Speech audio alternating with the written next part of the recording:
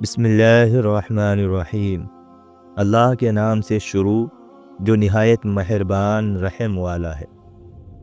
حضرت ابو ہریرہ رضی اللہ تعالی عنہ سے روایت ہے کہ رسول اللہ صلی اللہ تعالی علیہ وسلم نے فرمایا، ہر نبی کو ایک دعا حاصل ہوتی ہے جو قبول کی جاتی ہے، اور میں چاہتا ہوں کہ میں اپنی دعا کو آخرت میں اپنی امت کی شفاعت کے لیے محفوظ رکھوں۔ حضرت انس رضی اللہ تعالی عنہ سے روایت ہے کہ نبی کریم صلی اللہ تعالی علیہ وسلم نے فرمایا کہ ہر نبی نے کچھ چیزیں مانگی، یا فرمایا کہ ہر نبی کو ایک دعا دی گئی، جس چیز کی اس نے دعا مانگی پھر اسے قبول کیا گیا، لیکن میں نے اپنی دعا قیامت کے دن اپنی امت کی شفاعت کے لیے محفوظ رکھی ہوئی ہے۔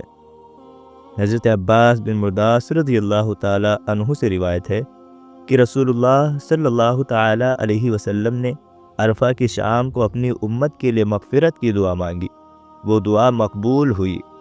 فرمایا، میں نے انہیں بخش دیا سوائے حقوق العباد کے کہ مظلوم کے لیے ظالم سے مواخذہ کروں گا۔ حضور صلی اللہ تعالی علیہ وسلم نے عرض کی، اے رب، اگر تو چاہے تو مظلوم کو جنت عطا کر دے اور ظالم کی مغفرت فرما دے۔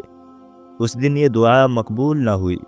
پھر مزدلفہ میں صبح کے وقت حضور صلی اللہ تعالی علیہ وسلم نے اسی دعا کا اعادہ کیا، اس وقت یہ دعا مقبول ہوئی۔ اس پر رسول اللہ صلی اللہ تعالی علیہ وسلم نے تبسم فرمایا۔ صدیق و فاروق رضی اللہ تعالی عنہما نے عرض کی، ہمارے ماں باپ حضور صلی اللہ تعالی علیہ وسلم پر قربان، اس وقت تبسم فرمانے کا کیا سبب ہے؟ ارشاد فرمایا کہ دشمن خدا ابلیس کو جب یہ معلوم ہوا کہ اللہ عز و جل نے میری دعا قبول کی اور میری امت کی بخشش فرمائی، تو اپنے سر پر خاک اڑانے لگا اور واویلا کرنے لگا۔ اس کی یہ گھبراہٹ دیکھ کر مجھے ہنسی آئی۔